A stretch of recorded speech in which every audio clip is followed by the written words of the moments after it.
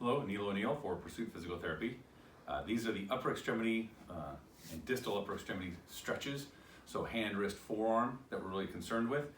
So any overuse of those, such as tennis elbow, golfer's elbow, any forearm or mid-arm tendonitis, wrist problems, especially wrist pressure down and doing push-ups. We want to make sure that we get the range of motion of all these bones in here. So first and foremost, you have to make sure that the muscles are stretchable.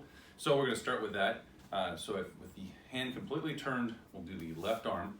The arm completely turned that way, straight elbow. Okay, the elbow has to be straight. Turn your hand all the way to the inside so that it goes backwards, and you want to put pressure on the hand such that you curl the fingers to the hand so that we get these muscles, these long muscles and their long tendons, all the way down to the ends of the fingertips, stretched. Okay, so we want to start there. Now there's a continuum of stretch that here I'm getting more of this portion, but as I come around, I get more of this portion. Okay, so we want to stretch anywhere in there that you find that you have the best stretch and the most effective stretch, aka the most pain. And oftentimes you'll end up there, very important.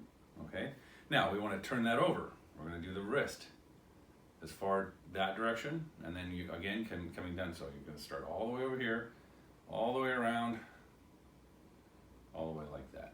However, now that stretch being shown, I actually much prefer this stretch.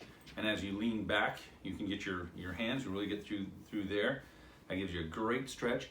Now the second part of this is actually stretching the thumb. Okay, we didn't do thumb yet, but if you lean over onto the hand, you will see that you get a stretch in the short muscles of the thumb and then the long muscles of the thumb through there. So it's a very effective where you lean back and towards that thumb. You get a little bit more index finger with that.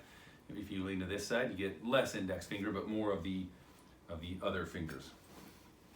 Continuing with the thumb, decorvans tenosynovitis. The stretch for that is to stretch right through here. You have to grasp the thumb and pull it down, okay, and get that. And again, twisting in individual positions. Working on any one of the 4 bones, you can grasp. There's 2 rows of 4 bones, so there's 2 bones here, 4, 4, and then 5. Grasping high, and you can hear that. Maybe you heard that pop. Maybe you didn't. That's kind of how it goes. You can mobilize each one of those bones so that you get better dorsiflexion, better flexion. So you can do those push-ups or press-ups or down-facing dog, whatever it is that you're lacking. Okay, so thumb also individually is pulling like this. We really want to get these muscles here, really pull. Okay, and so there's two directions we want to pull. In the plane of the hand. Okay, so that's one. And then again, a continuum on its way to against or out of the plane of the palm. So straight up or straight back towards you or somewhere in between there. And you will find what that does is it wraps itself around these muscles of the thumb and gives you a great stretch. So now there's the hidden one. So a lot of thumb pain, or you'll get pain into here. That's this muscle here, okay? And there's a muscle right on your index finger here that helps pinch. It's the pincher grip, the gripper muscle. And so what I want you to do is actually you can either put pressure on it and treat it like a trigger point. Same with this. A lot of thumb pain is actually this joint here, but it's this tension of these muscles in here. And I want you to work on that. Okay, get in there and either hit the muscle. The muscle will be very thick and indurated or just thickened. Get pressure on that. Stretch that, and you have to continue to do these stretches just multiple times throughout the day. When I say multiple, I mean 8 to 10 to 12 to 15 to 20.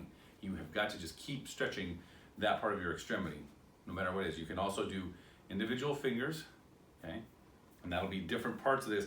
There is a common muscle there, but sometimes stretching these 2 together or those 2 together, that's really what I want. But that thumb is very important, and stretching, surprisingly, using your structure like this table to stretch right through there will actually alleviate a lot of thumb pain. So this is the hidden part or the unknown part of stretching the upper extremity in the hand that you want to make sure works for you, especially when you're doing lots of texting, mousing, gripping, all those activities, everything from really heavy jobs to very highly technical, classical piano, etc., etc.